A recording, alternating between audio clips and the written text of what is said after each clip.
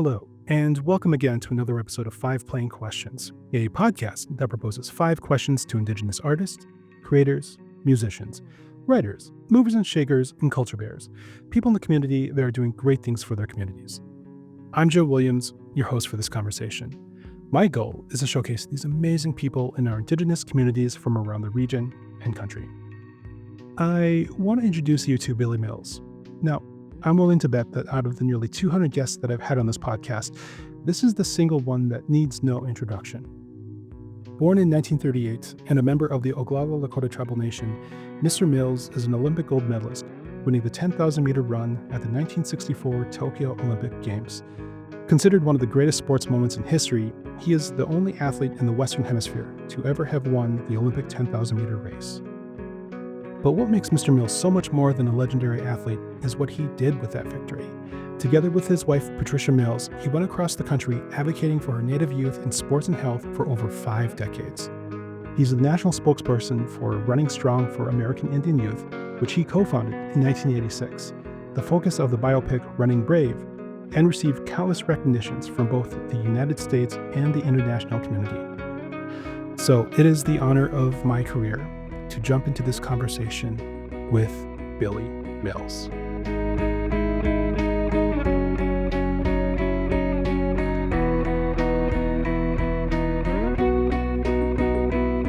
Billy Mills, it's really great to have you on the podcast. It's really great to have you on 5 Plain Questions. Thank you so much for being here. It's my pleasure, and I'm looking forward to the questions. I'm really looking forward to this conversation. This is really exciting for me and for our listener too. This is going to be a real treat. So, would you be able to introduce yourself? Talk about where you're from, what it is that you do, and yeah, if you could just introduce yourself. Well, my name is Billy Mills. My traditional name, my Lakota name, is Ta Makosha Tekahi, which basically means loves his country, or respects your community, or your people. And I earned my Lakota name, so I take great pride in it.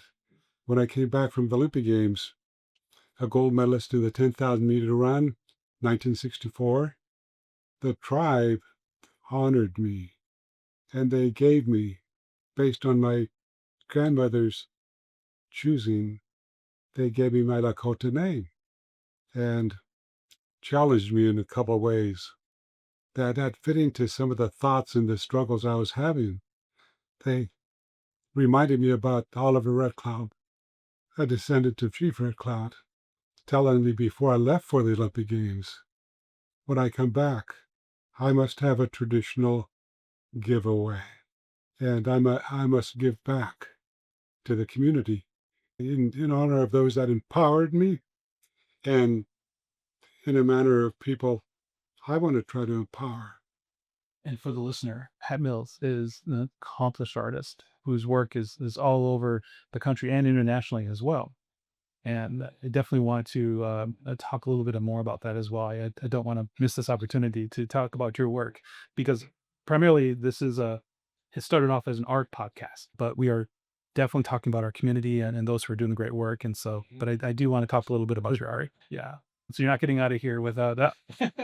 I think what is incredible about what's incredible about what has happened is you were able to take a moment of great achievement and turn that into an opportunity to return it to the community with all the work, the decades of work that you've done with Running Strong. And I really do want to talk more about that and hear more about this because it's helped so many people and it's uplifted so many people in our community.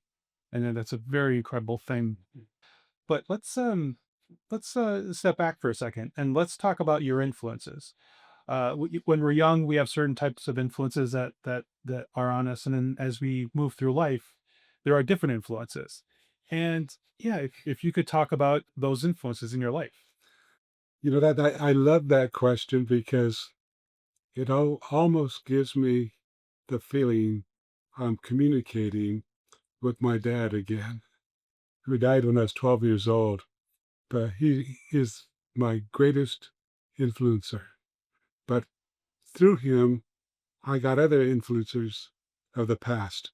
But I'll start with my dad. My mother had just passed away. I didn't know her very well, but I loved her.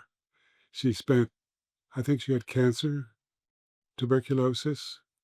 I was told she was also diabetic, but some of my siblings would say she was not diabetic, but she definitely was ill. So I saw her 5 or 6 times in a 4-year period because she was always away at the hospital. She died when I was 8 years old, soon to become 9. And as I mourned her loss, my dad said, "Son, you have broken wings, and it takes a dream to heal broken wings. Your wings are broken. You cannot fly. It takes a dream. So follow a dream.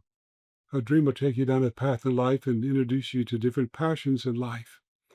Find a passion that can, in a sense, use the virtues and the values of our people. And you can implement virtues and values, humility, compassion, honoring others, giving to others before you give to yourself, and all of these incredible virtues and values that ultimately can identify wisdom." So my dad simply said, you find that passion. You take the passion, develop the skills to equal the passion, bring them together, magic happens. And one or two of the magical things you do in your life just may be looked upon as a miracle.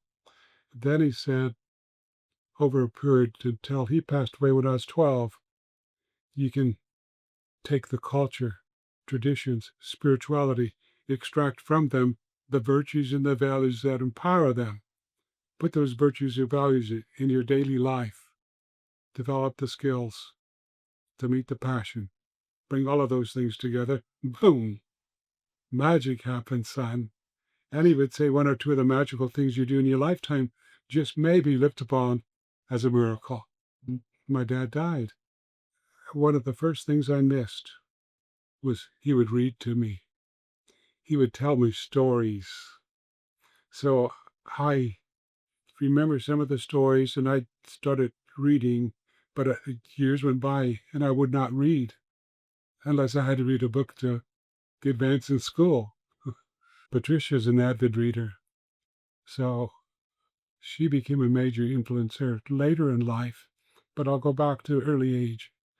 Things I started reading: Sitting Bull, let's take the best of both worlds and build a new world for our children. Crazy Horse, he's one of my all-time heroes, but he influenced me tremendously. And when I found out the Crazy Horse Ledger was published, that my great-grandmother, with her 5 children, lived in Crazy Horse's camp during the Battle of the Little Bighorn, I cried. Just the fact that my grandpa saw Crazy Horse, might have been standing by him at one point in time. So as I studied when the ledger, just in recent past, when it was published, and I could find the information about my great-grandfather, B.B. Mills, who's Scottish and primarily English, how he came into Indian country, went into Lakota country, was involved in the first cattle drive from Texas into Wyoming when the buffalo was being systematically killed to starve off the Indian person, so they would come and surrender. They've under treaty rights. Red Cloud, Chief Red Cloud, asked the government if B.B. Mills could become the first Indian agent, what was going to become the Red Cloud Agency, which is Pine Ridge Indian Reservation today. And the government said no. He speaks fluent Lakota. He's married to a Lakota woman, has 5 Lakota children that are learning first language, Lakota, but they're also learning English. It would be too hard to take the Indianness out of them to save the child. And what they were taking out were the virtues and the values. That you can sit down and compare virtues and values with any society throughout the world, you find common ground.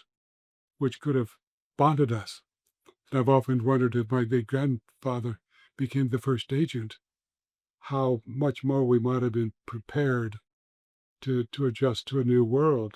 He died 3 months after he was asked to become the Indian agent, and the government refused. My grandmother, with her 5 children, were run out of Fort Laramie, where he worked. She found her way to Crazy Horse's camp. Crazy Horse was one of the few. Now, this is oral, so I've not read it, but when oral history meets written history, truth is revealed. He was taken in Indigenous women, Lakota women, who were married to white men, and the white man was killed. He was taking the women in with their children. My words now, perhaps he saw the future, that there will be Indigenous people, tribal members with mixed blood. That's strictly my maybe my hope. But when Crazy Horse brought his people in to live under the treaty rights, he did not surrender. There were 3 free bands sitting with Crazy Horse, and I think Plenty Hoops. I may not be correct there, but there were 3 bands, one of them Crazy Horse. And he told the soldiers, the military, that he will accept eternal peace with the blessings of the Creator. He could live in peace, but he chooses to go anywhere he wants to and live as a free man peacefully. And they said no. And I've read, I don't know how it fits into oral history, but I read it in written history, and it influenced me. How Crazy Horse, looking at some soldiers, he simply said, when I look in your eyes, I see your universe. And when you are at the center of universe, when you are at the center of your universe, and I'm at the center of mine, we can be one. We can live in peace. And my dad would always tell me, keep in mind, my grandfather has a little boy, 3 months of age to 5.5, lived in Crazy Horse's camp. Now, this is just a fantasy of mine, but my dad, in reality, would tell me growing up, they're not all bad, as we would be treated racially. He would say, look at people's eyes, look at their smile. If they're good people, either the eyes or the smile or both will take you to the center of their soul. And as I learned about Crazy Horse's concepts, and my grandfather was in his camp, I thought, I just wonder if somehow or another my grandfather had a closer awareness as a young boy than most young children would have. But how did my dad come up with this story that to me so strongly relates?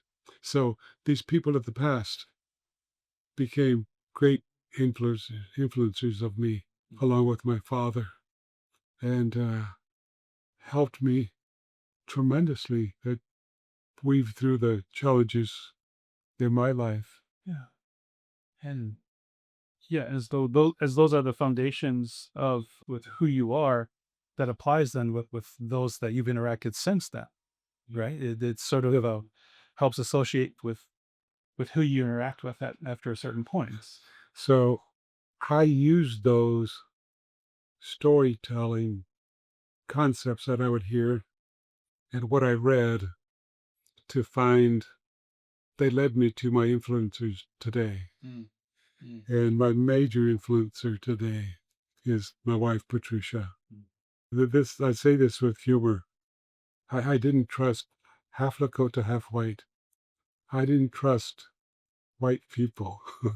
The first white person I trusted, I married. And Tommy Thompson Sr. coached at the Naval Academy, gold medalist in 1920 in the high hurdles, world record holder. He was one of my major influencers as I journeyed through life, maturing into a young man, and married Pat, the first white man I ever trusted, put me on the Olympic team. helped me have 5 American records, 1 world record, 1 Olympic gold medal. 1964 ranked number 1 in the world in the 10,000 meter run. 1965 ranked number 3 in the world in the 10,000 meters and number 5 in the world in the 5,000 meters. So they played major roles. The third influencer, the stories I heard about Sitting Bull, about Crazy Horse, Red Cloud, my dad, the fact that my dad challenged me to learn about the past, who I am, challenged me to learn about the future through reading. So, in a sense, I say a major influencer for me was reading. And I don't know how they consider me having an influencer reading. But I was challenged when I came back from the Olympic Games. I was challenged to have my giveaway. I also was dealing with the racism I faced in America. My wife and I, going through New Mexico, went to 5 motels. I go in, an officer in the Marine Corps, but a little darker skin. And in Gallup, they correctly assumed I was Native American. 5 motels refused us a room. And I knew what was happening. So I go back to Patricia and I said, "You go in." She went in and came out and said, they had a lot of rooms. And it was kind of an awakening for her. It was, oh my God, it was racism that, and that would reveal itself many times. So she was introduced to systemic racism that in such a innocent way was damaging and condemning. So I just decided to use reading as a major influencer. And I decided I have to understand why. When I came back from the Olympic Games, I was exposed to a whole new world that would not accept me before the gold medal, asked me to join the most influential business clubs in the community we moved to. And the people asking me, totally innocent, just saying, we're giving him an incredible opportunity, which they were.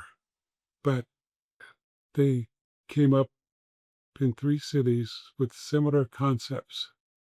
Besides, Billy, we're making it an exception for you to join our most prestigious business club. Besides, we understand you already half qualify. You're half white.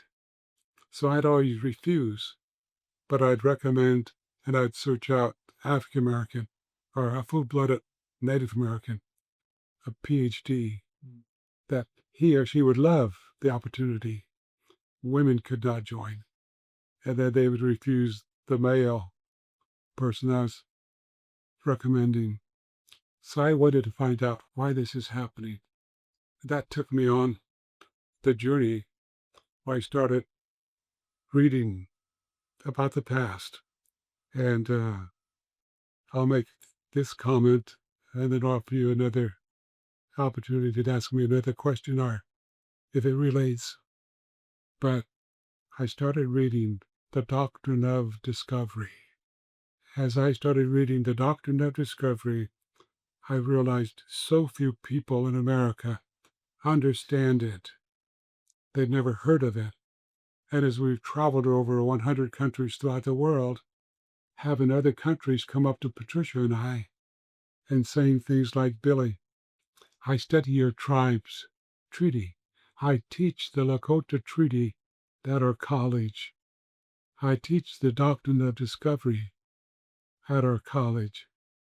How can I be fair to the United States of America teaching Lakota Treaty and teaching the Doctrine of Discovery? So my words just very simply were, the truth may never be too severe, should never be too severe to teach. Continue teaching the truth. And I'll stop there with that question. And I don't know if another question leads in or not, but if not at time, I'd like to expand on that a bit more. But Back to you. Sure. I actually want to bring you in because I do have a question because you both experienced this at the same time. When you were facing this discrimination and you were with him, what was that experience like for you as you were there? And how did the two of you process this together? We do this. Pat's thinking of a couple thoughts Yes. I want to share with you the way it helped me. In the beginning, it was very negative. I was angry. It was racist. But sitting well, let's take the best of both worlds and create a new world for our children. And then the seventh generation. And I think I might have on, a seventh generation sweater. Yes. Where our ancestors said it would take 7 generations to heal from devastating trauma. The roads of let's take the best of both worlds and through education create a new world for our children. They became misleading immediately. Treaty signed, treaties broken, and creating trauma. So I wanted to know how the trauma is played out in America. And to do that, I had to be honest with myself. Half Lakota, a little, not quite half Lakota, 7/16, and a little bit of Northern Cheyenne. So I'm just a little more half Indigenous than almost half white. And I had to represent my total being. I had to represent my great grandfather, B.B. Mills, as long as my great grandmother. So I had to learn to control my emotions and speak truthfully. I took the seventh generation and I wanted to explain the trauma generation after generation brought to the new generation. And I took one of the Lakota virtues and values, honesty and truth, but they're separate. So controlling my emotions and wanting to empower, not divide. Honesty. I express my emotions, my feelings through words honestly, although what I'm expressing may not be the truth. So I had to understand also I can express my emotions, my feelings through words honestly if I wanted to deceive somebody. You tell a lie.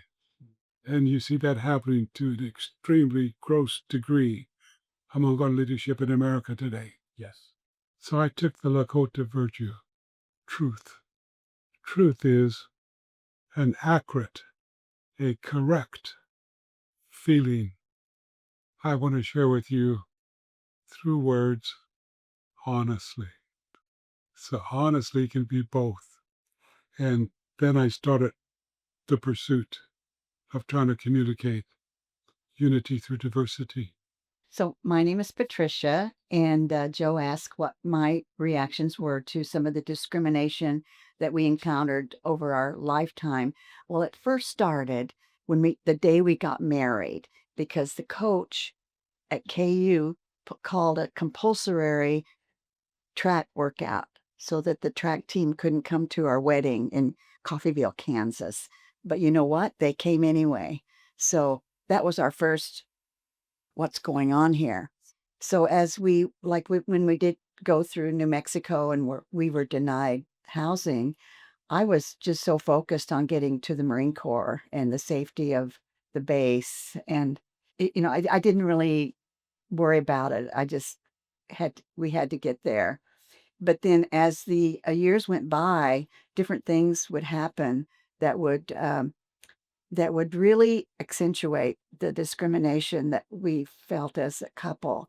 And one of them, when we started our business, some places would say, we never pay Indian people to come speak. They just come. We don't have to pay them. And so that was a lot. So it was just kind of a hidden discrimination. And then after he won the gold medal, it lightened a little bit, but it was still there. And so today, it's still there. So we have a long way to go. So that was our journey. So let's talk about your career, right? Both from college and post college. Is obviously what the first major thing that you accomplished that you're very noted for started in college, right? And so, can we just talk about that journey through I guess your career, so to speak? Well, I'll put a couple thoughts together. When I started college, two major challenges. One was a health issue. The other was I was really not prepared for the way I was viewed by people in the community that I grew to love. Lawrence, Kansas. There were those that were in incredible support, but there were those that may not be from Kansas, or they could be, that just had the innocence of systemic racism, not knowing the devastation it brings. So I could not join a fraternity. They said, as a Native American, there's nothing I could contribute. And I faced racism in a way that it was very painful. There were a few Native Americans on campus whose fathers were extremely wealthy, extremely successful in corporate America. They chose not to speak to me. I was I was excited to hear these two brothers, Native American. So I tried to communicate and was totally ignored. I was the Native American among a very few Native Americans who came from Haskell to go to KU, not one of the more elite schools in the country. Haskell students in that Lawrence community were looked upon as poor. The systemic racism, almost like an enemy in a sense. But I was such a upcoming young athlete. The Lawrence community opened up their arms to me, but I could still feel it. We go to the Texas relays.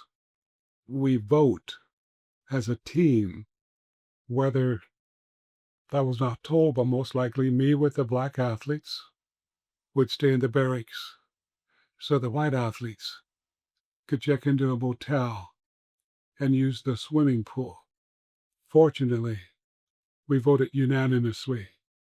I believe twice we stay as a team.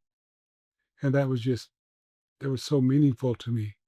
I felt I belonged, but in only certain sections of the university. Mm, mm. Uh, Other people were going home, being picked up, or taken to the Kansas City airport, etc. I would hitchhike. And being picked up on two occasions by students, female students I had classes with. And they saw me, my KU letter jacket, and they made their father stop and pick me up. And they were so kind, and that we just had this great relationship in class. And they could tell that I didn't fit into an economic status of a young boy the father would want to pick up hitchhiking. So unaware that the boy he would pick up would not have to hitchhike.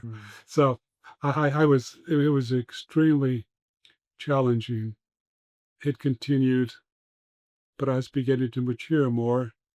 I took a commission in the Marine Corps, but it continued in other ways. In high school, I'd be tired before a race. Just the nervousness made me tired. Tony Coffin, my coach, who was like a second father to me, he would say, "Well, did you sleep well?" "Coach, I slept well. I was not up late." And he would just, in his naivety and innocence, would say, "I'm going to buy a jar of honey. I'm going to bring the honey with me. You can take some honey 20 minutes before you race." So I would take honey, and I'd always get through the race.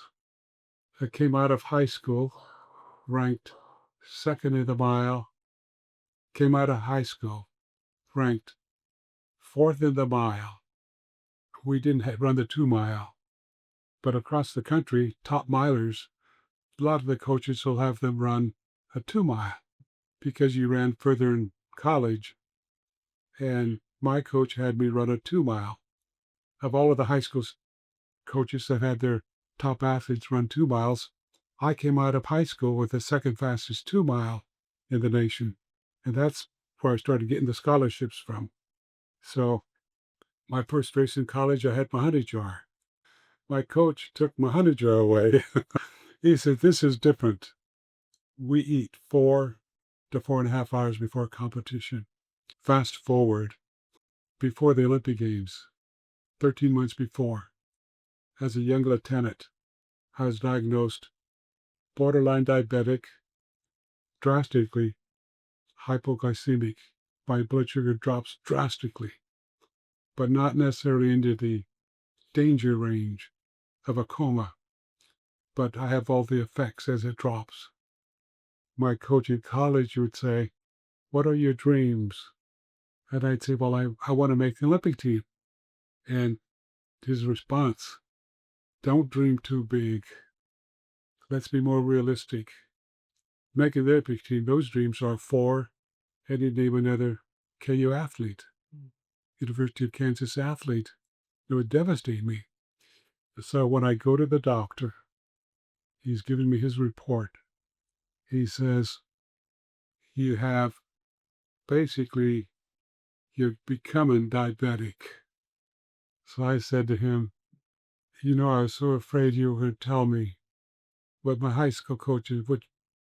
I told the doctor, "I'm so afraid you were going to say what my college coach would say.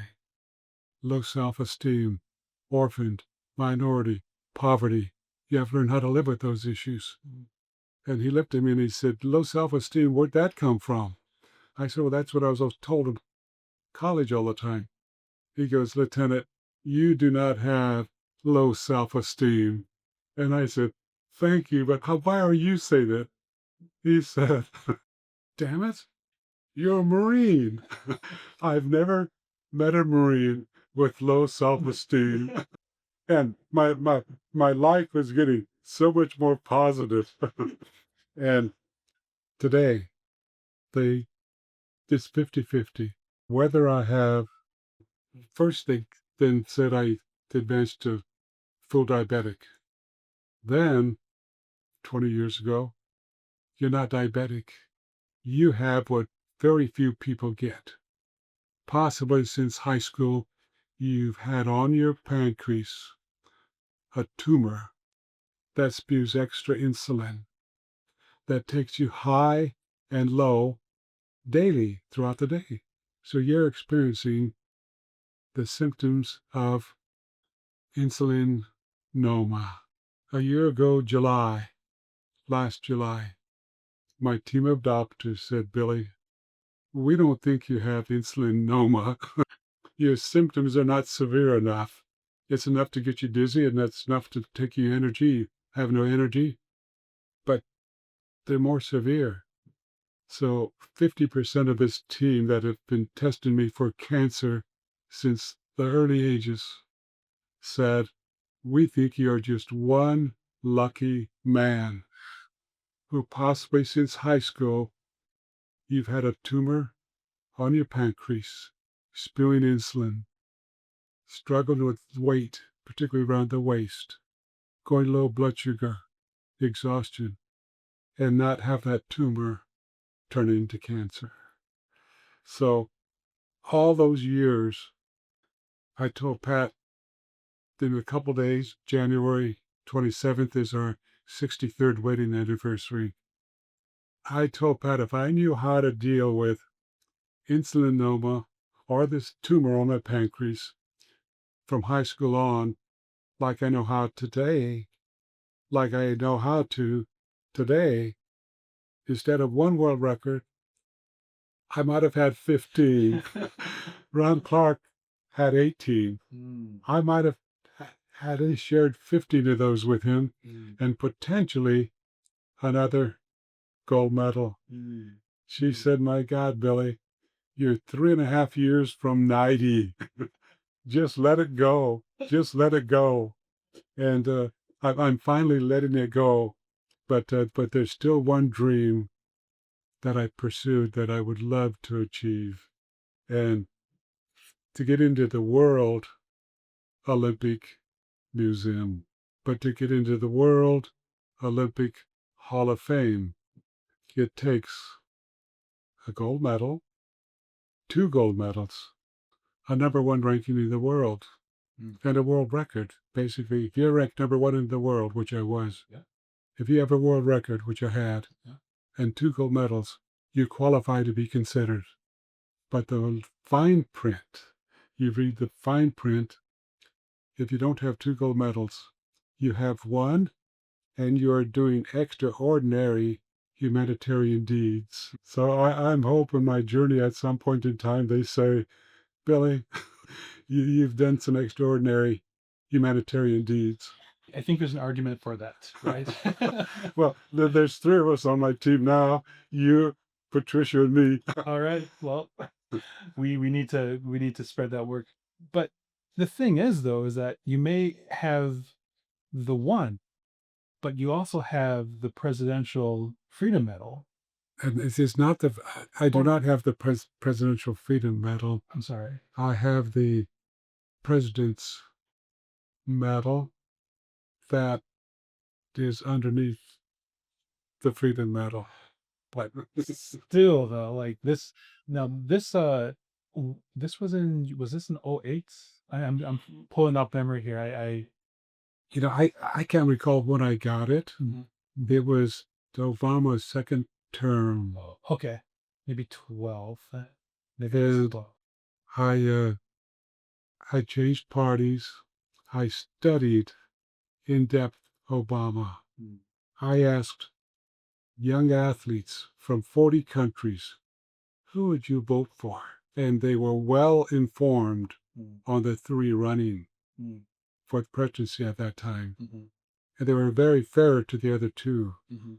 But they said we would all vote for, all of them said they'd vote for Obama because he's the only one out of the 3 that entities of the world would listen to. And he is a communicator. Yeah. So he could potentially communicate progress, unity through our diversity. And to hear other people, young people from other countries, express it in that manner, I knew I was experiencing something that very few people in America would experience or would understand. So I voted for him. And then when he was presenting me with the Presidential Medal, I was so honored. And the experience was one of our highlights. Took 4 daughters, Patricia.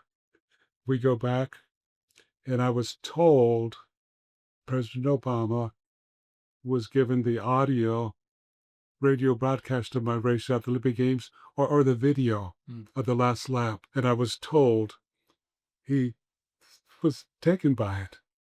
And he told some of the people in the White House, you get down, you listen to this. Now, I have no idea if that's true, but the person telling me was extremely credible, a person within the White House. So I'm anxious to meet him. We're there. He walks out, much taller than I thought in person, and just this gate, he stops, looks at me, looks at my wife and daughters, and he said, Billy, you and I have a lot in common. We both have beautiful wives, and we both have beautiful daughters. And I looked at my daughters and my wife, and they were melting. And I thought, this is beautiful. We're communicating. Our second eldest daughter said, President Obama, I have a son in the 3rd grade. The entire class, they want to know, do you? And she put her fist up. He said, sure, put him up.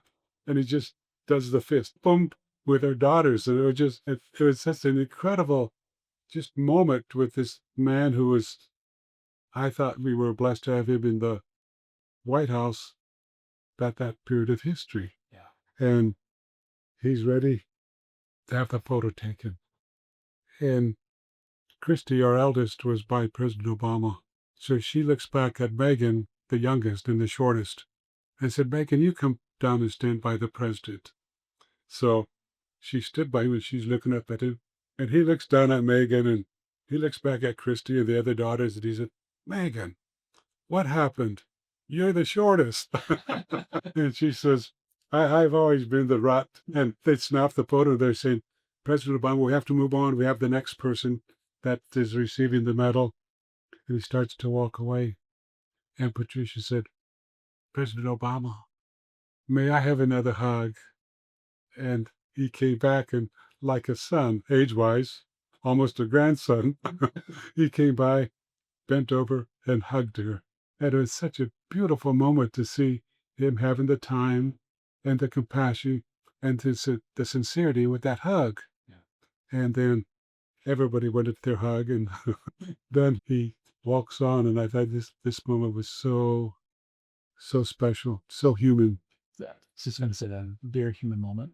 With your running career, how long did you compete for? When was how long did you compete for? Well, my running career, the audience, people that are kind enough to listen, I think you will enjoy this. I trained for 12 years, high school, college, and post-athletic. My running career was 11 months. 11 months. I found out in September of 63 that I had this health issue. It was not mental. It was not low self-esteem. It was a health issue. So 1964, September of 64,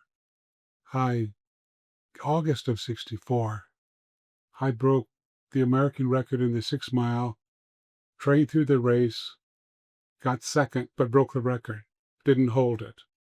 Made the Olympic team in the marathon. Then October, broke the American 6 mile all the way to breaking the American and the Olympic 10,000 meter record. Told I faced the greatest field of distance runners ever assembled, won the gold medal, ranked number 1 in the world. Then July to the first week of August, basically 11 months, I broke 5 American records, 1 world record, ranked number 3 in the 10,000, number 5 in the 5,000. Was wanting against the Soviet Union in Kyiv, Ukraine, wanting to blow the 10,000 meter world record away. And I was ready. I got sick. Pat flew into Moscow the same day I flew in to Moscow. I was in Europe competing. And she hugged me and she said, "You're hot." I said, "I don't feel well." Had a 101.9 temperature. We still went sightseeing, and we could tell KGB following us behind, KGB in front of us, KGB across the street. And I was told by the U.S. Olympic Committee, the doctor didn't have at the moment his medication in case anybody got sick. I was given penicillin from the Soviet Union doctor. I broke out into major welts, had a major reaction, and found out later their penicillin was just not as pure as ours. And our penicillin back then is no way as pure as the penicillin today. So had a major reaction. The U.S. officials made arrangements for Patricia and I to stay in Moscow for 1 more day so I could help try to get well for the race the following day. An hour after the U.S. team left to go to Kyiv, we were moved out of our hotel room. We sat in the lobby.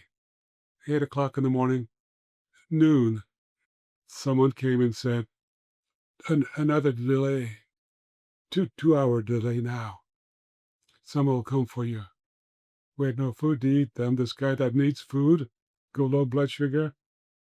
2 o'clock, 2 more hour delay, 2 more hour delay. Coming at 10 o'clock. We will be here at 12, midnight. So we're sitting up in the lobby. At 12 o'clock, they came and said, must rush. We get on the plane, found out it took the team to fly to Moscow to Kyiv, Ukraine, a little over an hour. The plane I'm on takes 3 hours. We get off the plane. We were told there will be an tourist guide to take me to the hotel the U.S. team was in. Nobody showed up. Arrived like 3:30, now it's 7:30. Another plane lands. Media getting off the plane to cover the meet.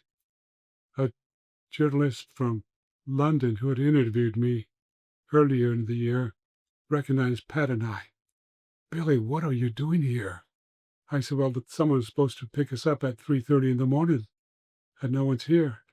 He said, I know where the U.S. team is staying. I'll take you there. We arrive. There's no room for Pat and I in that hotel. Patricia slept on a couch in the lobby. I slept on a massage table in the training room till mid-afternoon. Had the temperature, didn't go away. Late afternoon, they got a room for us. The next day, I'm to compete. Still had the temperature, didn't compete. So my points lost the meet for us against the Soviet Union. I was devastated. Ralph Boston's points, with mine, lost the meet. Ralph Boston was harassed. Every jump, he was harassed and fouled. So I told Pat, I'm going to run one more race. If I'm well, I'm going for the world record in the 10,000. I wanted to blow it away. Well, Clark got the time I wanted to. So now I have to definitely run what I thought I would do, but 2 seconds faster, which only meant that much more lap, and I could do it. So I felt comfortable. But get ready to run against the German national team in Augsburg, and still had temperature. So, well, I'm going to do the best I can. So I ran, and my teammate, my U.S. teammate, asked me what I was going to do. What was my strategy? But he had been talking to the German athletes, and this is not the first time this happened. So I knew what he was going to do. He was basically partnering with the Germans to beat me. So I lied. I said I'm going to trail. If I feel good, 3,000 meters, I'm taking the lead and going for a new American record. He goes and he's talking to the Germans. What he told them, I don't know. But I do know at the 3,000 meter mark, I'm in last place trailing, but we're in a pack. And they all look. What's Billy going to do? I felt terrible, but I took the lead, put in a hard 440, broke the field, except for the German runner, and Lutz, the German fans are stomping their feet. Fiddle up, fiddle up, fiddle up. Ralph Boston jumped on the track.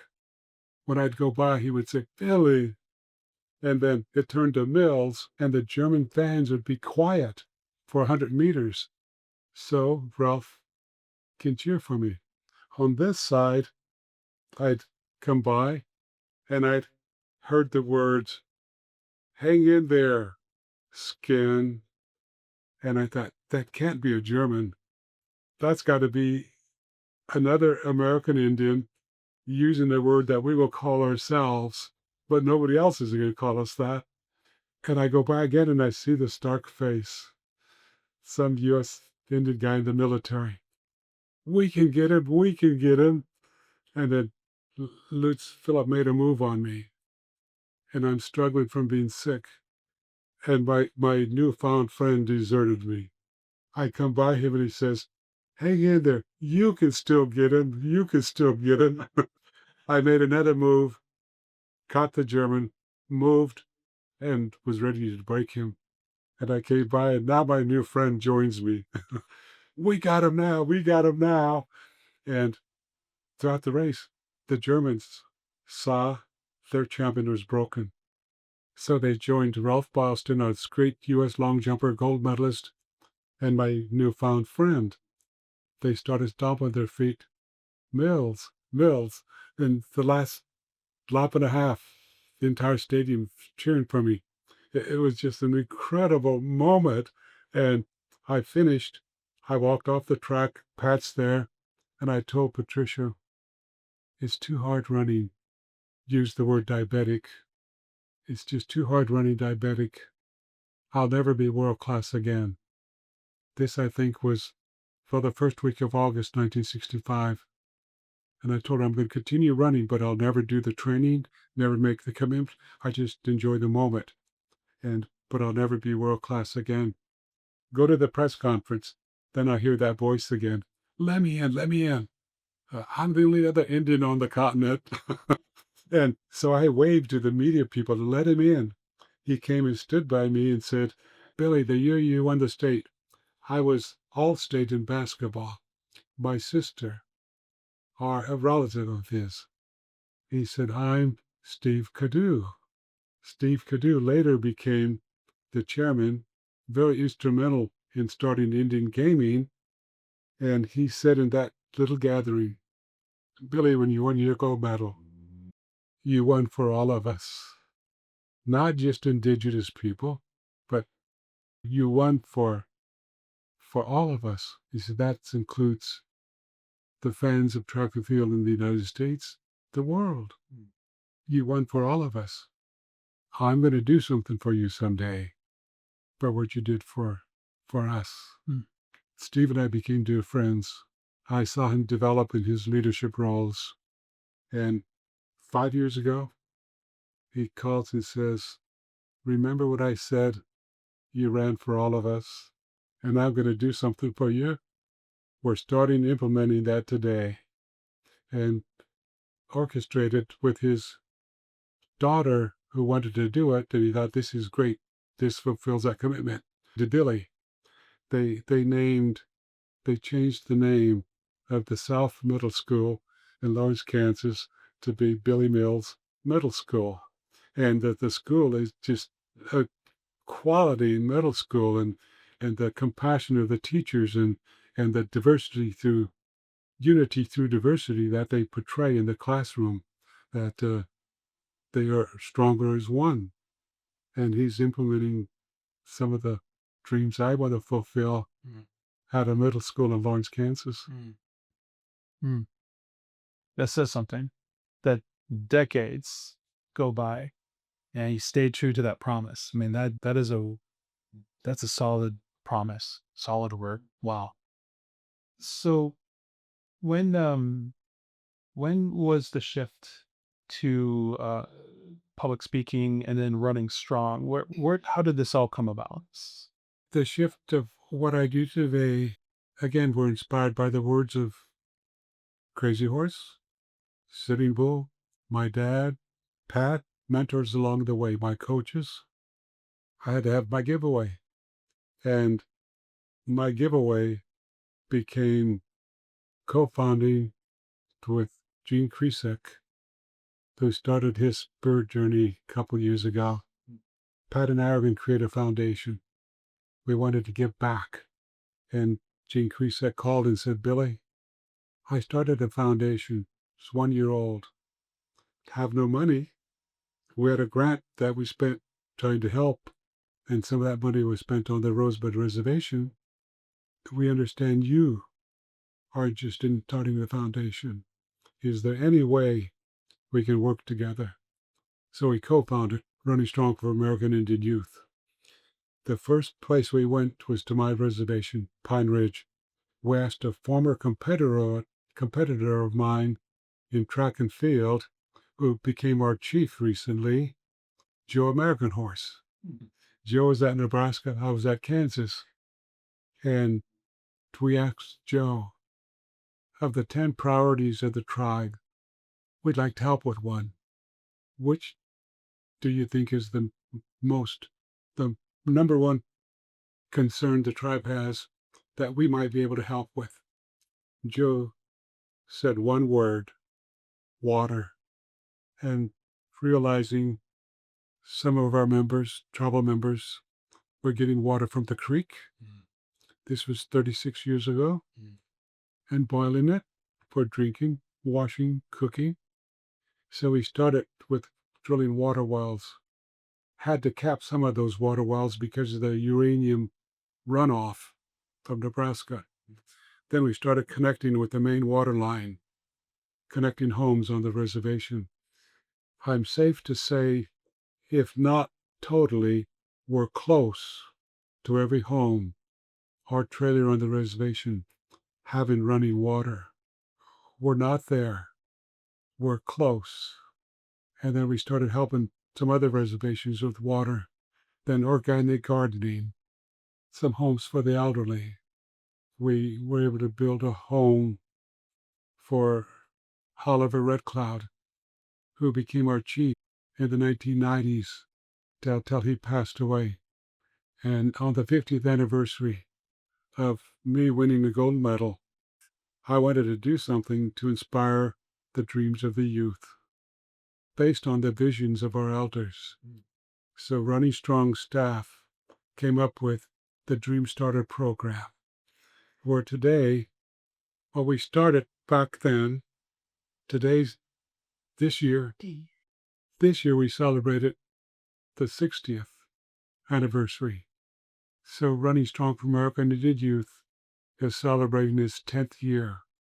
And we started by picking 10 young men or women as young as 16 to like 28, and they could apply for a grant, partnering with another nonprofit to implement a dream that could empower their community.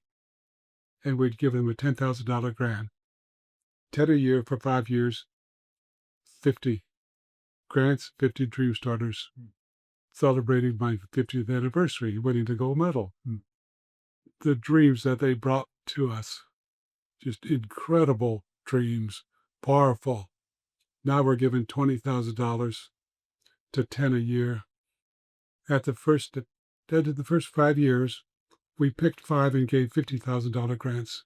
So I'll just name, I say Dr. Hasse, a young Dakota lady in dental school. And you can do some research through Running Strong, just looking up Dr. Hasse. I told her I will never use her first name. She wanted to be a dentist. She saw how few dentists there were and how empowering it might be for a young child going to the dentist, meeting somebody that kind of looks like him or her. And she used the grant to fly in 10 people. She partnered with Dr. Blue Spruce, a great Native American dentist, possibly the first, but definitely one of the most recognized names, and Steele's University. They brought in 10 young people, which I think possibly all 10 of them chose to go to dental school. She brought in more year after year. And tracking her record, you can show how oral hygiene has increased. That's tracking her record for 10 years. You can see how oral hygiene has improved very impressively in communities on the reservations, just by her recruiting Indigenous people to dentistry. Others broke off using the health field to create their own in a different area. Another was Noah Hotchkiss, who was 16 years old. When he was a young boy, 12 or 14 thereabouts, was in a car accident, paralyzed from the waist down. And his father, an incredible father, human being, he got him into mono skiing down the mountains. So Noah wanted to use the dream to empower opportunities for other Indigenous people that are disabled, paralyzed, amputees, to allow them to have a more quality lifestyle. He started his own. He now has his nonprofit recruiting young people, Indigenous people, to learn how to have a more quality lifestyle. and he was one of our $50,000 grantees. He graduated from college. He just a year or two ago made All-American in wheelchair basketball. Oh, wow. But Noah just is providing encouragement, providing self-esteem, more quality lifestyles for a number of Indigenous people. And then it just goes on and on and on. So our Dream Starters program, very, very powerful, and it multiplies. It's the seeds. It's seed planting for just careers going and lives changing. And every one of them, they have their story. So I encourage the listeners, go to Indigenous Dream Starters program. You can learn about multitudes of young people now, 50 young Dream Starters, and the changes they're making in the world. We'll put links in the show notes so they can click on that and find it. One of the Dream Starters that you had a year or so ago is a friend of mine and someone I've worked with is Lauren Waters, the filmmaker. Yeah, Wow. yeah, she's Forbes 30 under 30 or something like that this year. So, but yeah, we worked on the event together. So incredible. What they're doing, they're creating the magic. Yeah, yeah, They're finding their passion, yeah. bringing them together. Like my dad said, one or two of the things you do over your lifetime just might become a miracle.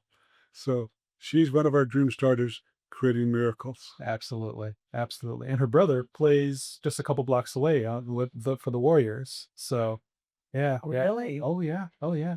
So he's Yeah. from Oklahoma or something. But yeah, yeah. But when you see her, you tell her that I said she's one of many Dream Starters that are creating the magic, and one or two of the magical things she does is becoming miracles. I'll let her know. I'll let her know. So we've been touching on opportunities, but what are some opportunities that so normally 5 years in, I always have my same little card that I look at whenever I ask the question. I didn't bring the card with me, so I feel like I'm sort of floating right now. I only ask the 5 same questions, but I don't have them with me. How, yeah. You brought the card. That's great. Yes, the question. Opportunities present themselves in different ways throughout our lives, and oftentimes we create our own opportunities. Can you talk about some of those opportunities in your life? I know we've already touched on a few of these, but Yeah. Well, the opportunities in our lives, Pat and I, because we're a team, the opportunities were empowered for me tenfold by having a teammate. And Patricia is my teammate. I would have broken because of the issues my health issues bring to me.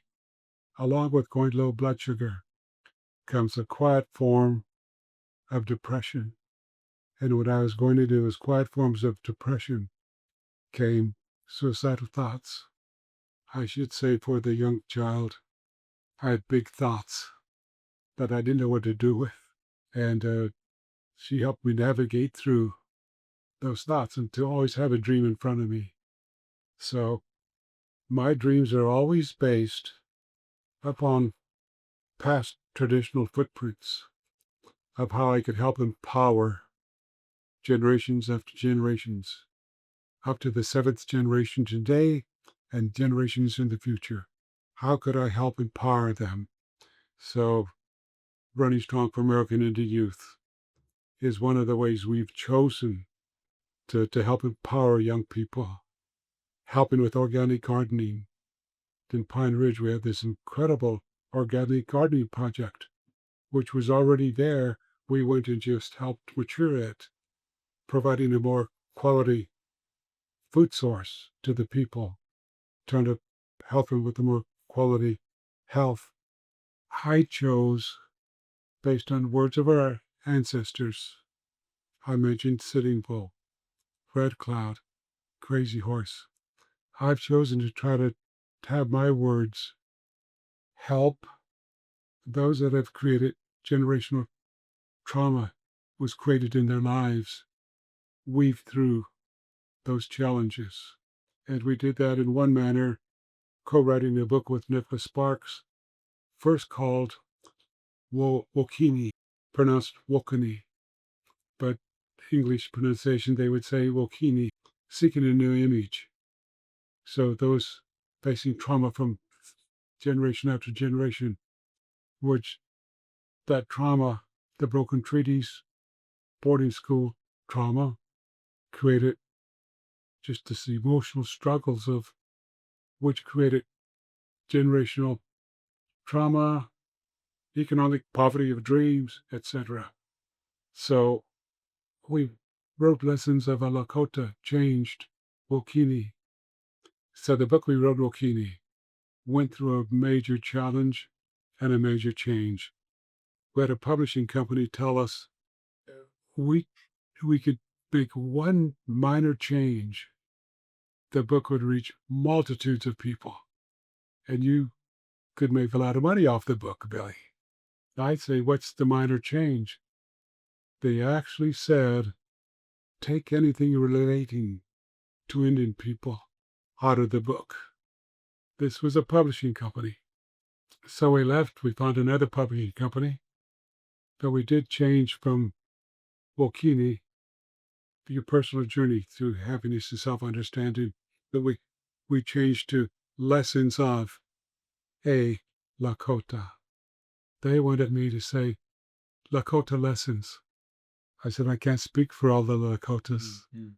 I want the book Lessons of a Lakota. And that was just ways in which you can deal with the trauma that was formed. And the book we have now, the book gets me so emotional because my dad first said to me, you do these things, son, someday you could have wings of an eagle. The last 100 meters of my 10,000 meter race in Tokyo, Japan, winning the gold medal, I see this runner with an eagle on his jersey, and my thoughts were wings of an eagle. I can win. Pat's in the stands right about where those thoughts became. And they were entering my body and my mind. And then the feeling of overcoming, trying to deal with suicidal thoughts. I used a dream to heal a broken soul. And the dream was Olympic 10,000 meter run, gold medal, Tokyo, Japan, believe, believe, believe. And I look and I see the eagle on this man's jersey, wings of an eagle. I can win, I can win. And then I'm going to win, but I may not get to the finish line first. Breaking the tape of the official coming up to me. Is there anything I can do for you? And I simply said, I want my wife. 75 to 80,000 people in the stadium. Pat said they're tapping on the shoulder. The new Olympic champion requests his wife. They brought her to me, and emotionally and with tears, I said, I know what it meant. I'm going to win, but I may not get to the finish line first. But I'm going to try to get to the finish line first. Wings of an eagle. Lengthening my stride, pumping my arms, fitting the tape break across my chest. I knew that moment. I choreographed it, I orchestrated it, but I know that moment was a gift from the spirit world. It was a gift. So one of our ways of giving back with Donna Janelle Bowman and S.D. Nelson, My Dream, we wrote a children's book for all ages called Wings of an Eagle, Billy Mills' Olympic dream. And Donna Janelle Bowman helped me achieve, in a sense, like Pat did, but in this case, Pat and I was too close with the spouse, my teammate. I wanted to write a children's book, but I wanted to represent my total being. I wanted to represent thoughts and feelings of how my great-grandfather, B.B. Mills, maybe saw the world, how maybe he saw Indigenous people. And I didn't know how to do that. I'm half white, but most of my understandings are how the white world treated me. I didn't really know the white world, but I wanted to know. I need to know my total being. Donna Janelle Bowman, since 2014 or 2015, had been studying the Lakota She had been studying me. She was writing a book. She wanted my involvement. And I took her up 5 years almost to meet with us because I wasn't ready and I was traveling. She walked in our home. She sat down. We started talking. And either she or me, Pat, I don't know, but oral history meeting written history came up, and how oral history meeting written history comes truth. And she had been studying, looking into oral history. She wrote written history about me and wanted my input. She actually said, if you don't want me writing a book, I'll give you all the research I've done. You can write a book. But Billy, how would your involvement if she writes the book? And I sat and I saw, we started going into oral history. And she was listening. And she saw the need for oral history to be there for truth to surface. And I was blessed because I was blessed because I saw this lady with no indigenous blood wanting to know. I saw this lady with no indigenous blood wanting to learn more about oral history. So written history meeting oral history, truth can surface. I saw what I was searching for to truly represent my total being, having a better understanding of my great-grandfather, B.V. Mills. I learned from her so much about me.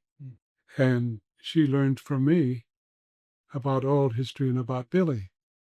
So I watched as I would share and she would write, and I'd do some of my own writing, and how she took words I would write in her words and brought them to life in the book Wings of an Eagle. So I wanted S.D. Nelson, a Lakota illustrator, to illustrate the book. And then she sits and says, the publishing company chooses the illustrator. But I've introduced them to S.D. Nelson because she wanted S.D. Nelson to be the illustrator.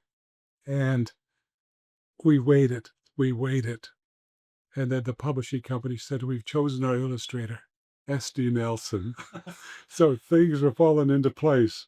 Wow. And without mentioning names, there were several people who review children's books. And there are those that review children's books on Indigenous children that I was being told as I did my research could be brutal because they're looking for truth. But my words now, oral history, meeting written history, they're looking for truth. Those are my words. But that's how I interpreted as I learned about them. So there were several that were still out. And some of those several were Indigenous critics. And I waited. And then the reviews, those last reviews started coming in. One of the reviewers just used Donna Janelle's name. You hit the nail on the head. The other reviewer said every child in America should read this book. And then we start getting people coming from very traditional backgrounds who are developing curriculums to teach young people through the footprints of trauma to contribute their dream to the future, the horizon of America. And we've had one of the families from a very traditional man who helped me when I was struggling. And they're developing a curriculum they already have in a number of high schools in several states. They're developing a curriculum off of Wings of an Eagle. And when they tell me what they're doing, Pat doesn't notice. She goes back downstairs. I have an office upstairs. She has one downstairs. I went in the bathroom and cried. Not for the fact that a book we wrote is being used in that curriculum, but got the footprints of our ancestors that I've tried to put in the book to be heard in the classroom are being heard by some of our traditional people who are developing curriculum. And that was just so sacred. We can never anticipate what happens. Yeah. We spend so much time working on one thing, and then something comes up later Yeah. that is a whole different path Yes. with people that we haven't met or thought about carrying things forward that we can't even Yeah. imagine. Then I started talking to some other very prestigious Indigenous people who are pursuing their own projects and realizing treaties signed and treaties broken, that a very strong representation, close to 50% in some occasions, were voting for us, but just by percentages. They were outvoted and treaties were broken. And that we do have a large percentage of Native American people who want to find their dream and take their culture, their traditions, their spirituality into choreographing the horizon of America's future. And we have a lot of strong percentage of people in Congress, in the Senate, that support their dreams. And we have to inspire our young children to do their part to start fulfilling the dream, taking culture, traditions, spirituality, extracting the virtues and the values that empower them, putting those virtues and values in their daily life's pursuit, taking traditions, culture, spirituality with them as they contribute, their voice being heard to the horizons of America's future. And some incredible roadblocks are being thrown up when some of our leaders say diversity is racism to the young white child.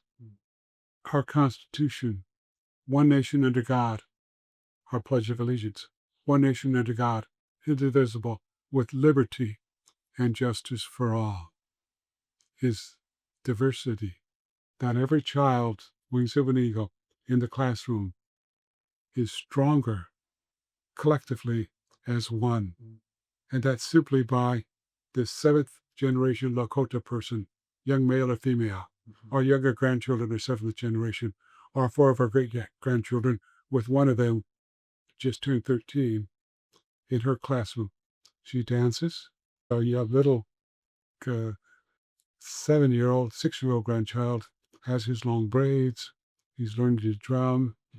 He teaches his diversity to his classmates. And they're focused. They're learning. They're understanding. So America awaits the voice of America's diversity. And the way I look at America's diversity, I take our young granddaughter in school, and she is learning the diversity of every child in the chair next to her, in the chair next to her on the left side. They're stronger, and that represents the Constitution. That represents the Pledge of Allegiance we say so frequently. One nation under God, with liberty and justice for all. It doesn't say with freedom and justice for all. It says with liberty and justice for all. We have the freedom to do anything we want. We can be a racist. We can say diversity is racism.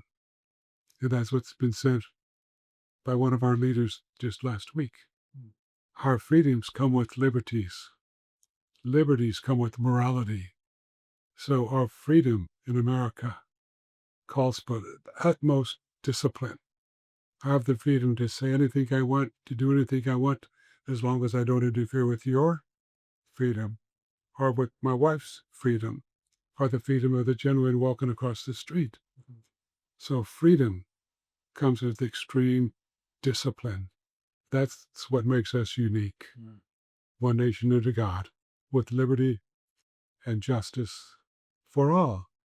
And the voice of our young people today, representing the seventh generation in the classroom, with maybe an Asian student in the classroom.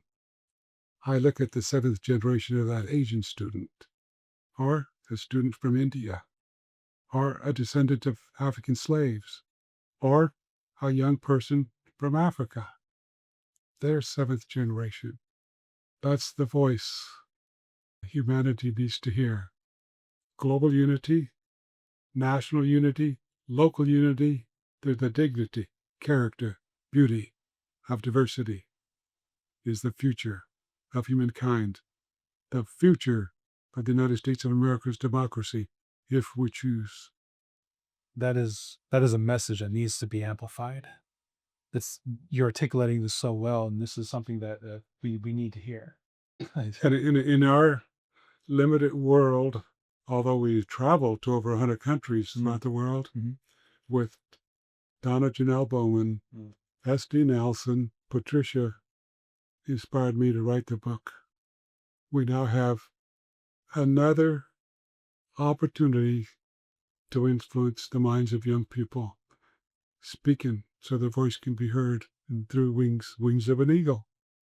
So the final question, I feel like you just addressed this, this answered this question, but what would you say to the 18 to 22-year-old that's listening to this conversation? I would say to that age group, the diversity of that age group needs to be heard. The decisions and the future of the United States of America basically will be matured by their voice, and they need to find their passion in life. They need to take their culture, their traditions, their spirituality, and to extract the virtues and the values from them, and be willing to sit down with a person with different diversity. You take the virtues and the values, you compare them, you're going to find strong similarities. And those strong similarities will empower you. We've done that with people throughout the world. Diversity, my virtues and values. From the different diversities, we found so many similar that brought us together in friendship. And we then intellectually, compassionately can understand our differences. Some differences need to be changed. Some need to be empowered. But it's just not one way. And we are there. We're at that stage in America to mature our democratic experiment to the next level. And that age group will be the group that will determine what that level becomes. Speechless. I don't know. That's great. It's a lot of what you're saying, how you're talking. It does take me back a few years with my conversations with my dad, and then that. Well, you come from a family of great people. Yeah. Wow. My dad's great grandfather, Shiaka, he was with Sitting Bull at at sorry, I'm getting foggy now. At Little Bighorn. He was with Sitting Bull all the way through there as they went out there. Your great grandmother? My dad's great grandfather, Shiako. Yeah. There probably was a time when our families were side by side, or our relatives were side by side. So Can I make a comment here? One of the things I've read about Sitting Bull, when he was in New York and he is doing the theatrical Wild West, and he's being compensated with money, that he would stop on occasion and give a person begging on the streets of New York some change, some money. And he made the comment, how can a country so wealthy have so many poor? That's the issue being asked today. yeah. So what's on the horizon? What's next? What are you all working on? Our horizon is still trying to have a voice that's not my voice, but voice of our indigenous people whose lands we've made this great country from, but a voice of unity. So, Pat, I don't know the dates, but I think like the second week of September, we'll be in Tokyo, Japan, where I won my Olympic gold medal, attending as guests of the World Track and Field Association, attending the World the World Track and Field Championships. We were to go in 2020 for the Olympic Games, canceled because of the pandemic. We're going again at the World Track and Field Championships instead. 2020, I was going to be on a panel with another Olympian, female, at a dinner hosted for every representatives of every country participating in the Olympic Games. I'd have the opportunity to address them. The agenda is not finalized this time, but we're the guest, Pat and I, of the World Track and Field Association. So potentially the same agenda, we'll be having dinner with every representative from every country participating in the World Track and Field Championships. And I may be having the opportunity to talk about global unity, the dignity, character, beauty of global diversity, the future of humankind, if we choose. Where can a listener find, get in touch with the organization Running Strong? Where can they find It's indiannews.org. indiannews.org? Yeah. Okay. So we'll put links in the show notes. So, And indianyouth.org, you can go to Dream Starters program, and you can find about the dreams of a lot of our young Indigenous people. They're phenomenal. They're empowering. we will put links in the show notes, and some of those folks may be future guests for this podcast for sure. So that'd be great. yeah, absolutely. Well, Billy, thank you so much for taking time and sharing your story with me and the audience. This was an honor and an absolute pleasure. Yeah. Thank you. And I'm closing by simply saying this. I believe in our culture, our traditions, our spirituality, and I believe in the need, this democratic experiment, to hear the diversity of America. And I believe in our democracy. Thank you.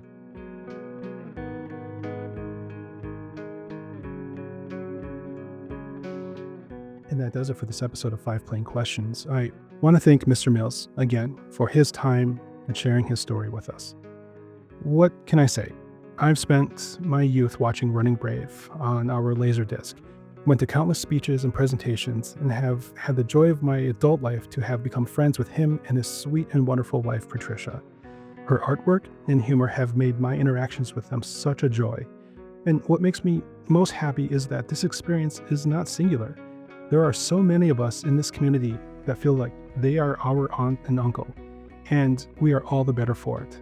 So, Mr. and Mrs. Mills, thank you for this conversation. I also want to thank you for joining us and spending your time listening to what I feel is a very important story and perspective from our community. So please, join us next time as we speak with another incredible person. I'm Joe Williams. Thank you for listening to 5 Plain Questions. Your support keeps these conversations going. You can follow us on Instagram, Threads, TikTok, and Blue Sky. And to stay connected, visit us at 11warriorarts.com to explore past episodes, check out our exclusive merch, and to sign up for our upcoming newsletter. Every listen, share, and purchase helps support this podcast. Support for this podcast comes from Art of the Rural, working to advance rural culture and equity through collaboration, media, and the arts. I want to give a special thanks to the Indigenous Association in downtown Fargo, North Dakota, for allowing me to use their space to record and edit, as well as Prairie Public, North Dakota Public Radio, for supporting this podcast by letting us use their studios. I'm incredibly grateful for the generosity of our community. Our episodes are produced and edited by Pod for Good. Jesse and the team work tirelessly to create the high-quality episodes that you're listening to right now by removing all of my ums and quirks. Mostly, I've got quite a few. Well, that does it. Take care, and I'll see you next time.